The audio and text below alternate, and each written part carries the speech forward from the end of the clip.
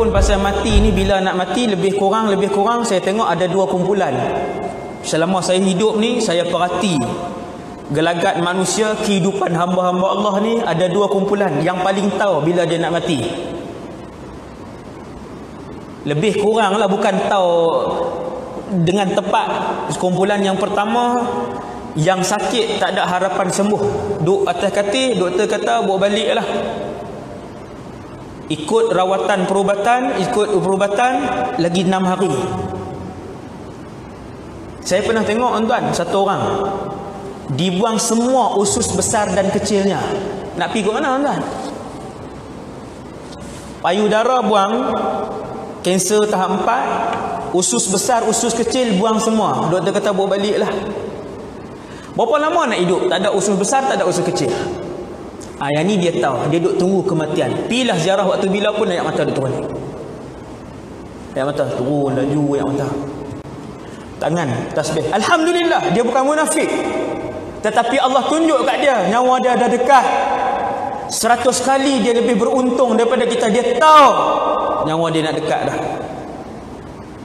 Qadha semayang tuan, qadha semayang, zikir, duduk terlantar sampai tinggal tulang lah. Kulit sikit tulang.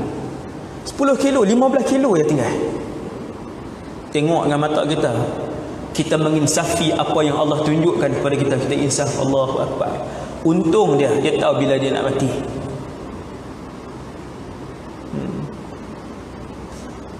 Saya ceramah di Sibu, ada budak pelajar universiti sekian-sekian pergi minum arak, masuk dalam pub minum arak apa semua, bergaduh, keluar, orang pukul, mati. Botol arak dulu di tangan mati. Hasbunallah wa ni'mal wakil. Kumpulan kedua yang tahu dekat-dekat nak mati, tahu siapa tuan? Mereka yang dihukum gantung mandatory. Tuan-tuan nak tahu cerita ni secara lengkap berserta dengan bukti, boleh tengok suasana tu, tuan-tuan pergi di Muzium Penjara Melaka. Saya dah bawa pelajar-pelajar saya. Dulu saya duk ceramah tajuk banduan akhir. Bagaimana detik-detik banduan akhir menghabiskan kehidupan mereka. Kali ni kita bawa pergi terus. Muzium Penjara Melaka ni bukan kerajaan Melaka dia buat bangunan lepas tu buat muzium. Penjara tu, muzium tu adalah penjara asal. Penjara asal. Tempat rotan, tempat gantung, sel akhir, sel ramai-ramai, sel penjenayah besar, penjenayah kecil. Tuan-tuan boleh masuk. Pegawai tu sebut benda yang sama seperti yang saya duk baca selama ni. Dia kata, Ustaz, inilah sel akhir. Saya pun tengok kecil lah. Dah lah duk ujung, depan bilik gantung pula. Dia kata, Ustaz, mengira hari Senin, Selasa, Rabu. Setiap Islam Muslim yang dihukum gantung akan digantung pada hari Jumaat di antara jam 6 hingga jam 7. Itulah orang yang paling tahu bila dia nak mati. Tapi dia tak tahu minit keberapa dan saat keberapa nyawa dia akan keluar. Dia kata, Ustaz, saya tengok depan mata saya, orang Melayu Islam kita, orang Islam kita, tatu penuh badan, misal sampai masuk dalam hidung, punyalah samsing. Tapi hari kematian jalan pun tak boleh. Hari hak pagi Jumaat tu, waktu kali terakhir sujud kepada Allah, hari terakhir menadahkan tangan julang tinggi dengan Allah, mampunkan aku ya Allah, jagalah anak kami ya Allah, jagalah isteri aku ya Allah. Tatu penuh ni, keluar sampai sini tatu. Tamsing besar. Terkulai di hadapan Allah Subhanahu wa taala. Bila 6.30, 6.20 habis mayang, habis doa ni, pegawai kamar, tuan, masa habis. Encik, masa habis. Dulu Allah bagi masa, habis mayang bangkit terus. Nak sebut subhanallah 33 pun tak dah. Subhanallah, alhamdulillah, Allahu Akbar 33 ni 2 minit pun tak sampai. Punyalah kalut, nu nak tutup kedai. Punyalah kalut, nu lok satgi lok sejuk. Tapi bila dia nak mati, tadah tangan tak mau turun sampai orang mai panggil. Habis dah masa boleh berjalan pergi ke depan. Bukan jauh pun, 7 meter je. Tuan boleh, encik boleh bangun, tak bangun. Cik boleh bangun, tak bangun. Pasal apa? Lutut tak boleh berdiri lah. Tak boleh berdiri dah lutut. Mai orang bawa apa-apa. Bila dah berdiri, mereka akan ambil kain tu tutup. Bukan ada lubang di mata tu, lubang di mata pun tak ada. Ambil tutup. Jalan. Dah habis. Di situ. Hidup kita tuan-tuan, yang paling penting sekali ialah bagaimana kita mengakhiri hidup ini. Allahumma khtim lana bi husnil khatimah.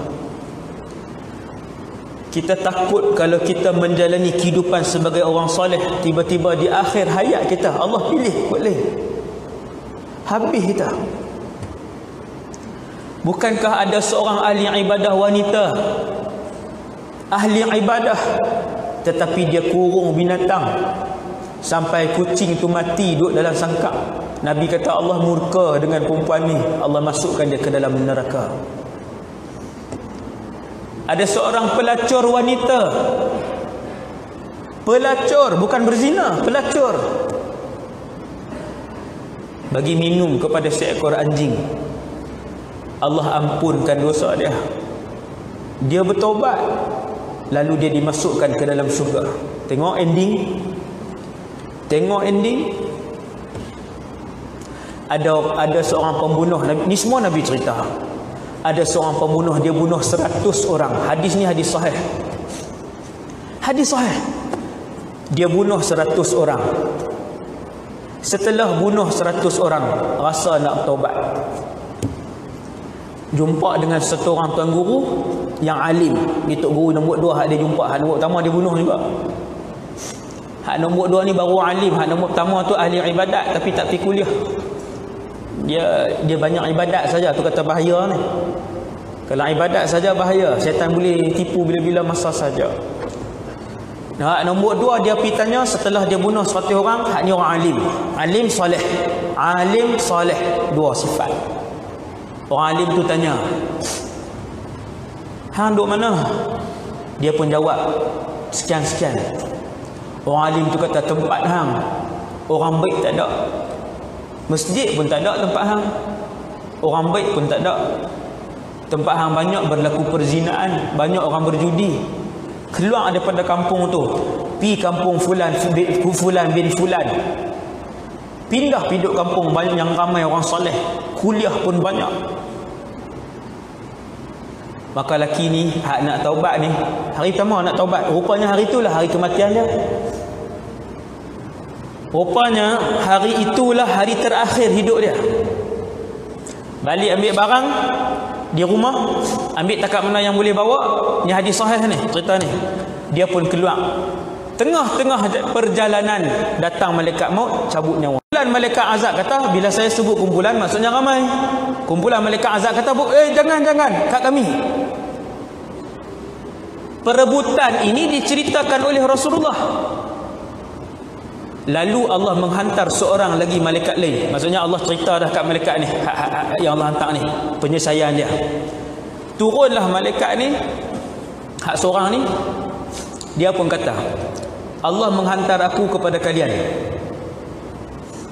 Dan Allah bagi tahu penyelesaian kepada roh lelaki ni, sama ada dibawa ke taman syurga ataupun ke lubang neraka. Tengok tuan. Allahu Akbar. Hendaklah kalian ukur jarak lelaki ini meninggal dengan jarak tempat baik yang dia tuju, dan juga jarak dia meninggal dengan jarak kampung jahat yang dia tinggalkan. Yang mana yang lebih hampir, maka pasukan itulah yang ambil. Lalu malaikat-malaikat ini pun ukur. Kata Rasulullah, mereka mendapati tempat lelaki yang bunuh 100 orang ni meninggal. Dia meninggal di satu tempat yang lebih dekat kepada kampung orang soleh yang dia sedang tuju, hanya sejengkal saja. Lalu pasukan malaikat rahmat pun ambil roh dia, bawa pergi taman syurga. Ending yang paling penting tuan, yang paling kita takut, Tuan-tuan tengok iblis. Tuan-tuan tengok iblis. Tuan-tuan, kita kalau buat ibadah 40 tahun, iblis buat ibadah 1000 tahun. Tak pernah terlintas di kotak pemikiran iblis bahawa satu hari nanti dia akan jadi satu makhluk yang paling dibenci dan dilaknat oleh Allah. Iblis pernah beribadah bersama dengan malaikat Jibril alaihi salam, punyalah mulia. Bahkan kata Rasulullah, bukan sahaja dia pernah beribadah di sana dengan para malaikat yang besar, iblis adalah yang paling alim di kalangan keseluruhan malaikat. Tuan-tuan nak challenge apa dengan dia? Alim pun kat dia, mulia pun boleh kat dia.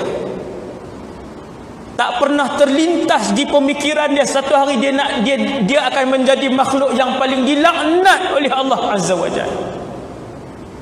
Ending lah, no? Ending. Sebab tu Nabi ajak doa, Allahumma khtim lana bihusnil khatimah. Ya Allah,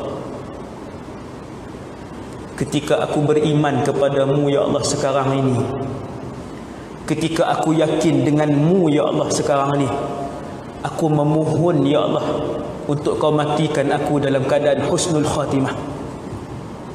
Bukan benda main tuan-tuan. Ending ni bukan benda main. Kita tak tahu ni. Ni hari ni kita duduk di masjid, kita jadi orang masjid. Ada tok imam 30 tahun jadi imam, kemudian pakai seluar pendek tak main masjid lah. Ini bukan contoh, ini cerita yang berlaku. 30 tahun menjadi imam qaryah. Kemudian sebab bergaduh, sakit hati, apa semua macam biasalah, selisih faham apa semua, tinggal masjid, dah tak tutup aurat.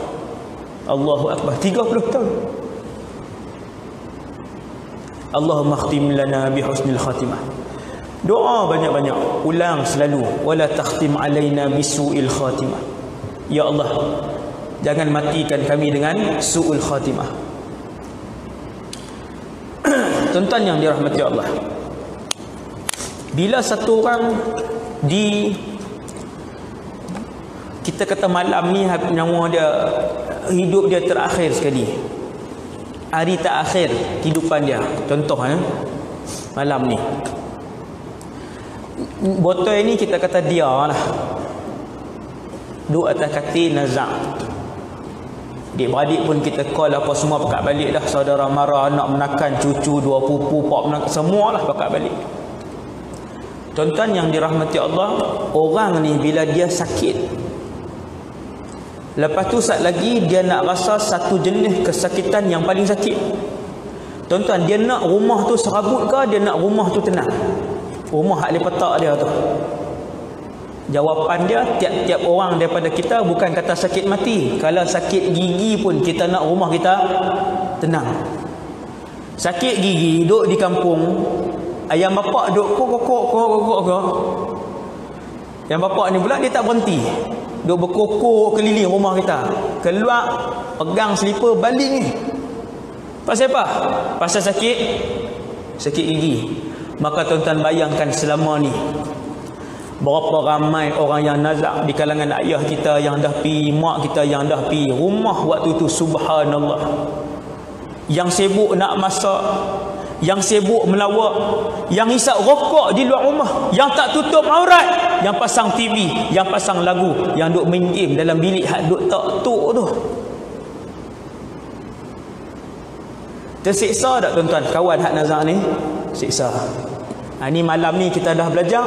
Lepas ni kalau ada saudara mara kita yang nazak, tuan-tuan, rumah hak kita nak tak nazak tu, pastikan rumah itu suasananya aman, suasananya tenteram, hanya bacaan Quran dan doa saja yang ada dalam rumah tu. Ni hak dia beradik hak balik apa semua ustaz, homestay berlama-lama. Zaman hari ni masuk kampung mana pun homestay. Saya duk pusing satu Malaysia ni, masuklah cerok mana pun homestay insya-Allah ada. Tuan-tuan ambillah sebiji, dua biji homestay, beritahu kat adik-adik kita nak mandi, nak masak, duduk sana. Dalam rumah ni ayah duk nazak. Kita baca Quran, kita doa bagi tenang. Tuan-tuan, benda hak saya sebut ni mai pada sahabat, bukannya saja-saja mereka. Sahabat ajak. namanya Amr bin al-As. Dia ajak anak dia kata, "Sat lagi waktu aku nazak, rumah ni pastikan tenang. Hatta jangan bagi masuk kalau orang hak pakai baju merah terang," dia kata. Nampak tuan? Kita bukan kata baju, sekali dengan lagu duk pasang dalam bilik tu, dalam rumah duk isap rokok di dapur, lepas tu hak duk menjerit ni beli beras tak beras habis. Lu ada adik balik ramai. Punya serabut dalam rumah, kesian. Hak si Nazak ni kesian, kita tengok. Kita pergi ziarah hak Nazak, kesian kat dia. Pesan kat anak-anak. Pesan kat anak-anak, esok ayah Nazak, mak Nazak macam ni. Sahabat ni pesan kat anak dia nama Abdullah, dia kata, "Wahai Abdullah," dua-dua sahabat, anak dia pun sahabat, dia pun sahabat, dia kata, "Pastikan keadaan tenang dalam rumah ni. Dan jangan benarkan yang pakai baju merah terang untuk masuk." Kerana ketika ayah Nazak satgi tengok merah, roh akan rasa takut, ayah akan rasa takut kerana menyangka yang merah itu adalah api. Suasana bagi tenang aja, elok kan. Entah no. Jadi dia ni duduk tang ni. Ni saya nak cerita cara ringkas. Ni saya cerita secara ringkas. Bila dia duduk tang ni apa semua, Allah tulis hari terakhir dia hidup malam ni. Pukul 10.15 saat yang ke-12. Tu kita tak tahu tu rahsia tu. Saya tak tahu, tuan-tuan tak tahu. 10.15 saat yang ke-12. Tuan-tuan, malam ni kita kata, contoh malam ni. Maka pada malam itu malaikat maut telah pun menunggu di sisi dia. Tunggu dah tuan-tuan. Berasa seram sejuk apa semua tu boleh jadi berasa. Yang tu mungkin dia akan rasa. Mungkin saja tuan-tuan. Ada orang tak seram sejuk apa, duk baca surah Abah, habis macam tu. Ada orang duk pegang ubat, tak seram sejuk apa pun, pegang ubat buh, nak suap ubat ni duk di tangan dah. Lembik. Isteri pergi dapur ambil air, tu tengok lembik, lepas dah, meninggal dah. Tak ada seram sejuk apa pun. Tak ada seram sejuk apa pun. Jadi malaikat maut akan tunggu siap hari tu. Duduk di mana? Nabi kata berada di kepalanya, di sebelah kanan. Semua orang nampak kan yang duduk dalam rumah tu? Tak ada siapa nampak. Siapa yang nampak? Kawan hak 10-15 minit saat ke-12 lagi ni. Dia ni nak nampak. Saya ceritakan dulu pada tuan-tuan perjalanan orang yang meninggal husnul khatimah cara ringkas. Sebab cerita tu saja 20 minit perjalanan dia. Saya cerita 5 minit. Bila orang yang meninggal, orang soleh meninggal, ni cerita orang soleh. Apabila orang soleh meninggal, kata Nabi, rohnya akan mengalir keluar daripada badannya dengan mudah. Macam mana mudah Ustaz? Macam mana mudah ya Rasulullah? Seperti mana mudahnya air yang keluar meninggalkan botolnya, bekasnya. Ni saya buka, saya tuang. Cepat ke lambat? Cepat. Yang mengalir cepat itu adalah roh orang soleh. Yang seperti air. Orang tak soleh meninggal fasik sekali saya cerita. Nabi sebut macam mana pula. Orang soleh ni pasal apa roh dia senang keluar? Kerana roh itu sudah lama merindui Allah. Kerana roh itu sudah lama merindui Rasulullah. Dia semayang, dia teringat Allah. Dia zikir, dia teringat Allah. Dia duduk dalam kereta, dia teringat Allah. Dia duduk atas katil, dia teringat Allah. Dia pergi kerja, dia teringat Allah. Ada orang, tuan-tuan, dia makan sekali, duduk makan, ayat mata keluar. Pasal apa? Rindu Allah. Rindu Allah. Merindui Allah. Ni orang soleh. Orang soleh ini apabila sampai hari dia mati, maka roh dia mengalir keluar dengan laju. Tapi walaupun laju, sakit tetap sakit, cumanya tak lama. Hak sakit tu tak lama sebab laju keluar. Kalau hak bukan Islam sakit juga, hak fasik sakit juga, hak munafik sakit. Tetapi sakit itulah lama, pasal ruh tak mau. Ruh tak pernah merindui Allah. Baca Quran lah 50 juzuk pun. Contohlah ni kan. Abang kata bacalah berapa puluh juzuk pun dia tak heran. Orang lain bergetar dengar ayat Quran. Orang lain dengar selawat teriak dah. Dia benci lagi dengar orang qasidah. Benci. Ini masalah kan? Ini ada masalah.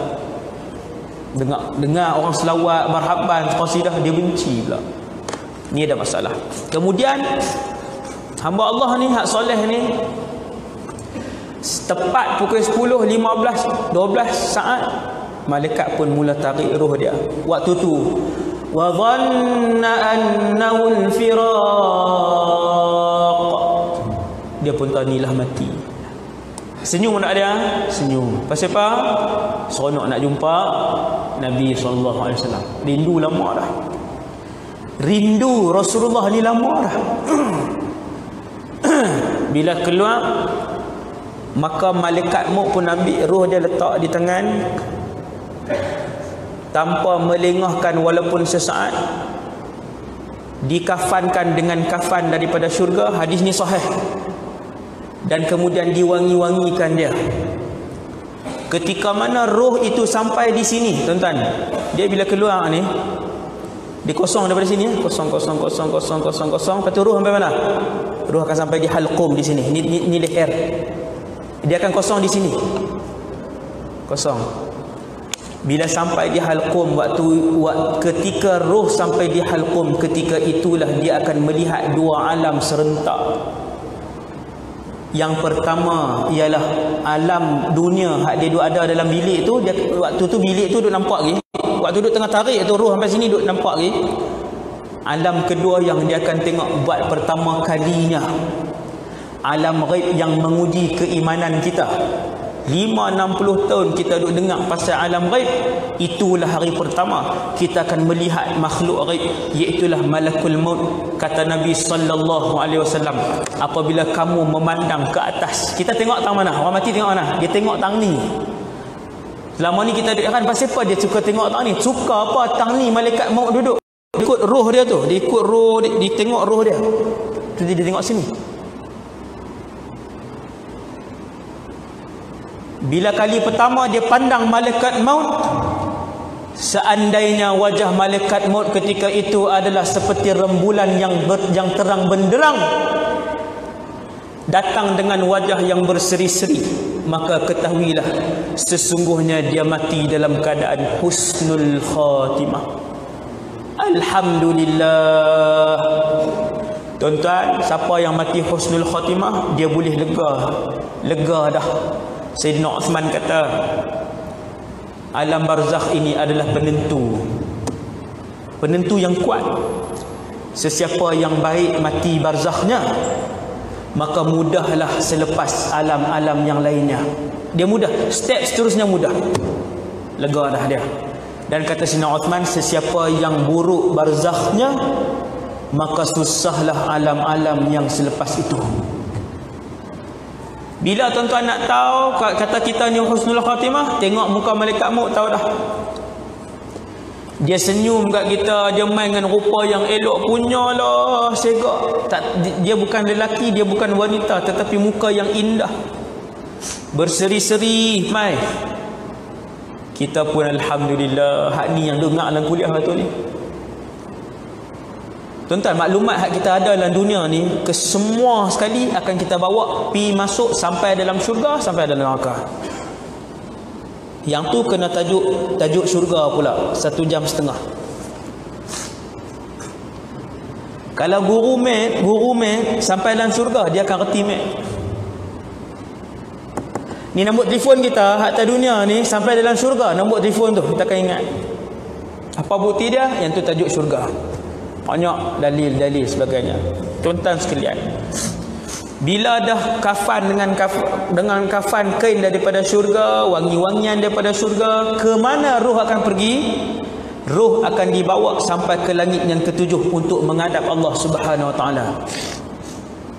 Ini perjalanan sebenarnya. Lalu malaikat pun bawa, malaikat maut bawa, malaikat rahmat bawa kita. Malaikat rahmat bawa kita sampailah ke langit yang pertama, pintu langit pertama ditutup. Sampai malam ni pintu langit pertama ditutup 24 jam kecuali bulan Ramadan. Bila sampai di langit pertama, malaikat tanya siapa? Fulan bin Fulan. Cek nama. Ada. Dibuka pintu langit. Lalu diseru lelaki roh yang baik ni dengan satu nama yang paling mulia di atas muka bumi Allah, nama yang paling baik. Lalu tersebarlah bau wangi lelaki ni. Seluruh penduduk langit bau. Mereka kata siapa ni manusia yang mulia ni? Malaikat tu pun jawab Fulan bin Fulan, nama kita. Sebab tu nak buh nama elok-elok. Jangan duk buh nama Vanish pelik-pelik, nama sabun, buh nama bukit, nama gunung. Nak bubuh nama, bubuh elok-elok. Kerana kalian akan dipanggil dengan nama kalian dan nama ayah kalian di padang mahsyar, seperti mana nama kalian dipanggil di atas dunia dulu. Buh nama yang mulia. Naik langit apa semua, sampai langit 7. Allah Subhanahu Wa Taala puji dia, roh yang baik. Kemudian Allah arahkan buku amalan dia, dibawa buku amalan kita. Kalla inna kitabal abrari lafi 'illiyin. Tak di mana? Satu tempat bernama Illiyin. Dengar tuan-tuan, kalau nama Illiyin, yang tu tempat tu nak letak buku amalan orang-orang soleh kita pun alhamdulillah tak di situ. Buku orang soleh letak di Illiyin. Habis letak di situ, kembalikan dia. Pergi ke mana? Alam barzakh. Kita pun dikembalikan, turun balik daripada langit ke-7 tu, turun masuk ke bawah. Mayat badan kita dimandikan, dikafankan, disolatkan, kemudian ditanam. Habis tahlil, talqin apa semua, orang pun dah tanam apa semua, dah kebumikan kita. Orang pun akan tinggalkan kita. Nabi kata kalian akan mendengar bunyi tapak kaki orang terakhir yang meninggalkan tanah perkuburan. Doa apa kita nak banyakkan kepada orang yang meninggal ni? Nabi ajak dua doa. Allahumma ighfir lahu wa thabbithu 'inda su'al. Ya Allah, ampunkanlah dia. Ya Allah, tetapkanlah lisannya untuk menjawab sekali. Sekali ni nak jawab. Ulang dua doa ni. Berapa lama nak ulang dua doa ni? Lebih kurang 1 jam daripada dia dikebumikan. Ulang 1 jam tu. Sesiapa yang didoakan oleh, ni hadis hadis sahih. Sesiapa yang didoakan oleh sebanyak 70 orang soleh, maka Allah akan mencabut daripadanya siksaan azab kubur. Amaikah kawan kita yang soleh? Kalau kita geng motor besar, yang paling ramai main waktu kita meninggal siapa dia? Geng motor besar. Kalau semua geng motor besar tu geng mengaji apa semua, alhamdulillah. Pakat baca Quran, pakat doa kita, alhamdulillah. Kalau kita askar, tentera masih berkhidmat meninggal, yang paling ramai main hari kematian kita siapa? Tentera. Faham tak tuan-tuan? Bukan nak kata siapa kerja ni mulia, siapa kerja ni tak mulia dah. Dengan siapa kita berkawan, mereka inilah yang paling banyak memenuhi tanah perkuburan pada hari kematian kita. Dan inilah yang disebut oleh Rasulullah, sesiapa yang didoakan oleh sekian-sekian bilangan orang soleh, Allah ampunkan dia. Siapa kawan kita? Selalukah kita menjejakkan kaki ke Mak Tafiz? Selalukah kita menjejakkan kaki jumpa dengan anak-anak di sekolah agama ni? Nampak tuan-tuan? Bawa lah beras 10 kilo sebulan, 10 kilo aja bawa. Budak-budak kenal. Ustaz, pakcik mai dah, pakcik ada bawa beras tu. Dia perkenal dia ni. 6 tahun duk bagi beras. 5-6 mak tafiz dia buat pi. Hari dia mati depa tak pi tengok dia. Pakcik hak duk rumah 6 tahun dah beras kat kita meninggal. Satu van ustaz tu bawa pi. Ustaz nu pun bawa pi, ustaz nu bawa pi. Penuh orang soleh hari kematian dia. Kita kawan banyak tak mana? Banyak kedai makan. Hari mati semua geng kedai makan penuh. Toke roti canai, toke pasembot, toke. Oh, tu penuh. Hari mati kita. Bukan tang pekerjaan tu. Ramaikan kawan orang soleh. Ibu-ibu pun sama. Cari sekolah-sekolah agama, cari tafiz, cari anak-anak tafiz ni. Hak ramai, hak 5-60 orang buat pi. Bukan nak suruh bagi 100 kilo beras sebulan. Buat pi 5 kilo pun dia pun ingat muka kita. Dia tahu dah, kita mai dia tahu dah, ni makcik beras. Ni makcik gula, bukan sakit kencing manis. Makcik ni mesti buat main gula. Sebulan 5 kilo dia buat main. 5 kilo. 6 mak tafiz, 4 mak tafiz. Tuan-tuan. Tuan-tuan, habis kawan ni semua orang balik, Nabi kata kamu akan mendengar bunyi tapak kaki orang terakhir ahli keluarga kamu yang terakhir yang meninggalkan tanah perkuburan. Kemudian habis roh kamu akan dikembalikan. Ini cerita dia. Fayujlisanihi, lalu dia akan didudukkan oleh 2 orang malaikat. Dengar, ni kita nak lalu ni. Saya nak lalu, tuan-tuan nak lalu perjalanan ni. Roh kita akan dikembalikan, kita akan didudukkan macam ni. Ni kita baring macam ni, duduk je. Duduk je. Yang ni lah barzakh waktu tu. Sebab kita ada jawapan, kita pernah mengaji. Kalau orang tak pernah mengaji, dia kata ni apa dia ni? Alam apa ni? Siapa nak mai? Kenapa duduk di sini? Pasal apa tak hidup? Dia tak ada jawapan. Walaupun dia Islam, dia tak ada jawapan. Dia tak pernah dengar cerita tentang perjalanan barzakh. Tapi kalau dia pernah mengaji, dia tahu ni barzakh. Sagi apa akan berlaku? Malaikat akan mai. Berapa orang? 2. Siapa nama mereka? Munkar wa ahaduhuma nakir. Seorang nama Munkar, seorang nama Nakir. Aswadani azraqan. Nabi kata warna mereka hitam. Mata mereka kebiru-biruan. Bukan dia punya tengah tu biru, dia bubuh tengah tu saja. Biru semua ni, biru ni. Biru.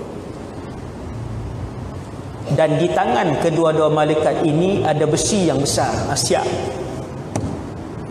Siap. Lalu dia pun datang. Soalan tahu lagi? Semua orang tahu dah.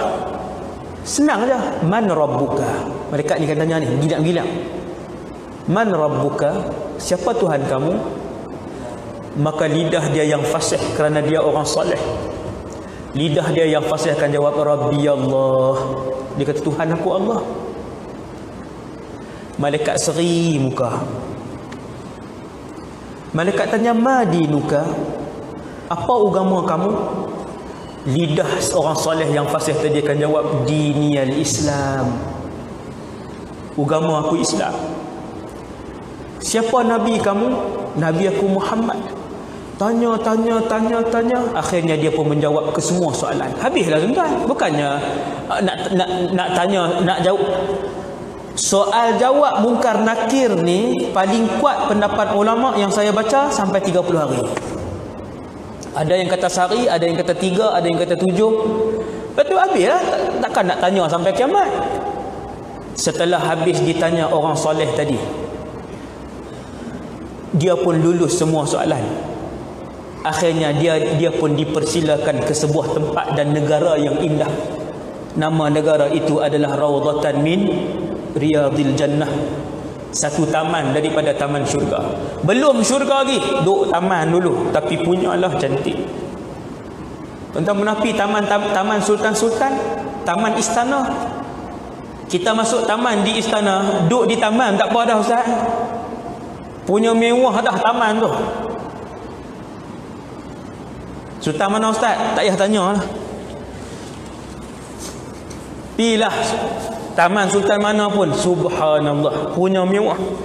Di taman tu boleh masuk dah bawah tanah. Punya kaya, mewah. Tuan-tuan, tu baru sultan Malaysia pula dah. Tu baru sultan dunia. Yang tu baru sultan dunia. Kalau taman syurga, taman hak Allah buat, di situlah alam barzakh, di situlah roh orang soleh tinggal buat sementara waktu. Mereka berjalan, mereka berseronok, mereka boleh tengok ada kawasan dan tempat yang indah, rehat dah. Kita nak digan hak dunia penuh dengan pembohongan, perkelahian apa semua ni kan, nak digan hak taman syurga. Kita nak digan taman syurga. Tuan-tuan, roh tadi dibawa ke situ. Tuan-tuan tahu apa yang berlaku? Ni Nabi sebut, apabila roh dia dibawa ke situ, roh lain pakat mai tak? Roh lain pakat mai. Semua pakat mai ni, pakat mai rumun dia, pakat mai tanya, wahai fulan ni duk mana tak tahu, nampak macam mana? Kelawai dia kata. Orang Kelawai. Sini apa dia? Kelawai kan? Ha. Orang Kelawai duk tamat mana? Duk dulu Mayang Munawar juga. Tak pernah nampak ke? Saya jarang duk kerja di luar. Oh, alhamdulillah. Ni mati elok noh, mati elok tu duk taman syurga. Adakah roh itu saling berjumpa dan saling berbicara? Ya, kata para ulama. Tatalaqal arwah wa tatahaddath fima bainahum. Mereka berjumpa, bersembang-sembang dan bertukar maklumat. Ni hak baru masuk tak saat ni, hak lama pakat mai. Kenal dak anak saya? Nama apa? Sekian. Oh, kenal. Nikah baru ni. Alhamdulillah. Lawan dengan orang mana? Ni bahasa belah sini kan. Oh, lawan orang Johor. Oh, alhamdulillah. Isteri saya macam mana? Isteri tuan pun menikah juga. Contohlah. Ni contoh saya buat. Cuma ni nak bagi tahu, depa akan tanya hak baru masuk ni. Yang baru masuk ni, semua kat mai duk rumun apa mai tanya. Allahu akbar. Boleh rehat dah. Hak nak susah, hak nak letih ibadah dunia saja. Alam sana bukan nama dia alam ibadah. Bahkan tidak dibenarkan untuk orang sembahyang di alam barzakh di dalam syurga. Tak dibenarkan. Tuan-tuan, ibadah tidak dibenarkan lagi di dalam syurga dan di alam barzakh. Tak ada dah. Malaikat kata ni alam barzakh, tak ada dah. Yang mana duduk taman syurga, berseronoklah kalian. Taman syurga, tuan-tuan. Roh yang duduk di taman syurga boleh tak jumpa dengan kita? Ni ulama bahas dalam kitab tauhid. Jawapannya boleh. Tuan-tuan tak nak jumpa dengan waris-waris yang dah meninggal dah. Dibahas dalam kitab tauhid. Roh kita bila kita tidur, roh kita boleh, ni ada dalil Quran, ada dalil Quran. Bila dua roh ni bertemu, roh orang yang tidur di dunia dengan roh di alam barzakh, bila saat perpisahan, Allah akan lepaskan roh yang orang tidur tadi ni untuk kembali ke dunia, dan kemudian Allah akan pegang roh yang orang di alam barzakh tu. Dia tak boleh pergi lah. Boleh berjumpa tuan di dalam alam mimpi. Kalau yang jumpa tu betul lah tu. Sembang tanya kan, ramailah macam-macam cerita lah, macam-macam cerita. Jumpa, ada yang jumpa Tok Wan dia, ustaz, ada yang jumpa Tok Wan saya. Dia pakai baju putih. Lepas tu dia tunjuk kertas putih semua, kertas tapi kosong. Apa dia ustaz? Ada satu orang, adik dia cacat, sindrom Down, meninggal awal. Selalunya sindrom Down ni meninggal awal. Dia pun tak mukallaf. Depa ni tak mukallaf. Kan dia mata ni lah Mongolia tu kan. Muka Mongol tu. Sindrom Down. Meninggal. Abang dia, saya tak ingat. Abang dia atau adik dia meninggal. Abang dia. Kemudian mimpi, si adik ni mimpi. Jumpa. Bila mimpi jumpa abang sindrom Down dulu ni, hak cakap pun tak faham apa semua ni. Dalam mimpi tu bercakap seperti orang berakal. Ustaz, abang saya mai kat saya, bagi salam, tanya sihat ke tidak, bersembang dengan saya. Dia dah sempurna ustaz, boleh cakap elok. Dia pesan kat saya, dia kata, kejarlah akhirat. Dia kata, Kerana sesungguhnya Allah, dia kata, abang berada di satu tempat yang sangat indah, yang keindahan itu tidak dapat dilihat di atas muka bumi Allah Subhanahu Wa Taala. Tak boleh tengok di dunia ni, tak boleh tengok. Itulah taman syurga. Sebab tu orang duduk taman syurga, dia tak pernah teringin untuk kembali ke? Tak pernah teringin. Orang Kedah kata tak pernah, orang Utara kata tak pernah. Kasar pula tu kan. Yang sudah duduk di taman syurga tak pernah kebulung untuk kembali ni, nak mai alam hak penuh dengan penipuan dan hasad dengki ni. Yang terakhir 5 minit lagi malam ni, 5 minit lagi saya berhenti. Hak ni su'ul khatimah, wal a'yadzu billah. Hak ni yang paling saya takut, yang paling saya risaukan, iaitu kawan ni orang fasik. Kadang mayang Jumaat, kadang tak mayang Jumaat. Kadang tutup aurat, kadang tak tutup aurat. Kadang puasa, kadang tak puasa. Ramadan baru ni pun 17 hari je, 22 hari je. Lepas tu tak taubat, fasik meninggal. Tengok orang fasik meninggal macam mana. Ingat, dengar. Bila sampai masa dia, malaikat pun main duduk dah hari tu, tunggu dah. Kemudian tepat dengan masa yang telah ditentukan oleh Allah, maka malaikat pun tarik roh dia. Bila malaikat tarik roh dia tak keluar mudah sama macam orang soleh yang meninggal tadi ni. Tarik tak mau keluar, tarik tak mau keluar. Sedangkan setiap tarik itu adalah kesakitan. Ulama kata kenapa dia tak mau keluar? Roh dia berlari-lari, bertempiaran dalam badan ni. Dia tak mau keluar sebab dia ingat dunia ini adalah tempat dia selama-lamanya. Dia tak mau keluar sebab selama ni dia duk kerja dalam kehidupan dia, dalam alam realiti ni dia duk kerja. Dia duk menyangkakan bahawasanya di sana tidak ada alam barzakh dan tidak ada alam akhirat. Tiba-tiba hari tu dia nampak alam akhirat. Berlari-lari roh ni, ditarik dan direntak keluar. Nabi kata seperti mana satu duri yang terlekat di dalam satu bulu binatang,